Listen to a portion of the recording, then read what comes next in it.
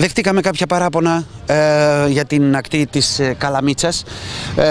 Τα παράπονα τα οποία έχουν να κάνουν με τους λουόμενους, οι οποίοι έρχονται καθημερινά εδώ στην ακτή της Καλαμίτσας για να κάνουν το μπάνιο τους, και τα παράπονα κυρίως αφορούν τους καταστηματάρχες, τα beach bar δηλαδή που υπάρχουν, όπως καλή ώρα αυτό που έχουμε μπροστά μας τώρα, το πρώην βράχος, η ταβέρνα του Βράχου, και σήμερα πια το Mercedes, όπως το ξέρετε πολύ.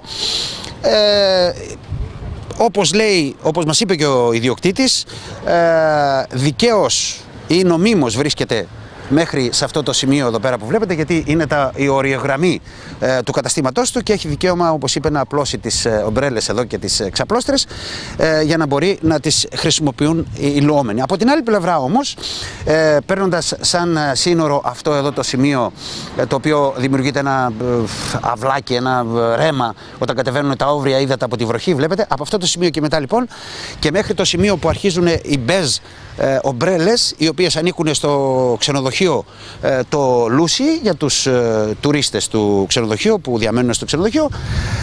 Υπάρχει λοιπόν μένει ένας μικρός χώρος, αυτές οι ομπρέλες που βλέπετε με την καλαμωτή επάνω, αυτές είναι του Δήμου, για τους υπόλοιπους που δεν θα κάτσουν ούτε στις ομπρέλες εκεί του ξενοδοχείου του Λούσι, αλλά ούτε και εδώ στο Mercedes, γιατί εδώ σαφώς και θα πρέπει να παραγγείλεις κάτι, ξέρω εγώ, έναν καφέ, και όπως η καιρή είναι δύσκολη τώρα, κάποιοι άνθρωποι δεν μπορούν να ανταποκριθούν σε αυτό έστω σε αυτά τα μερικά ευρώ για να μπορέσουν να κάτσουν σε αυτές τις ομπρέλες. Έτσι λοιπόν δεχτήκαμε τα παράπονα των καβαλιωτών ότι μικρός είναι αυτός ο χώρος, δεν επαρκεί για όλους αυτούς που θέλουν να είναι free, δηλαδή να κάτσουν στις δημοτικές ομπρέλες, που μας είπανε βέβαια ότι δεν υπάρχουν και καθίσματα. Βλέπετε, δεν υπάρχουν πλαστικές καρέκλες, ο καθένας φέρνει σχεδόν τη δική του. Βλέπω 4-5 καρέκλες και όλες. Ίσως θα έπρεπε να υπάρχουν λίγο περισσότερες, να υπάρχει και καμιά ξαπλώστρα, δεν ξέρω. Αυτή είναι η εικόνα. Εμείς απλά σας περιγράφουμε την εικόνα και βέβαια ο καθένας με αυτή την εικόνα μπορεί να βγάλει τα συμπεράσματά του. Εμείς δεν είμαστε ούτε η λιμενική αρχή για να μπορέσουμε να βεβαιώσουμε κάποιο πρόστιμο ή παράβαση, αν υπάρχει. Έτσι.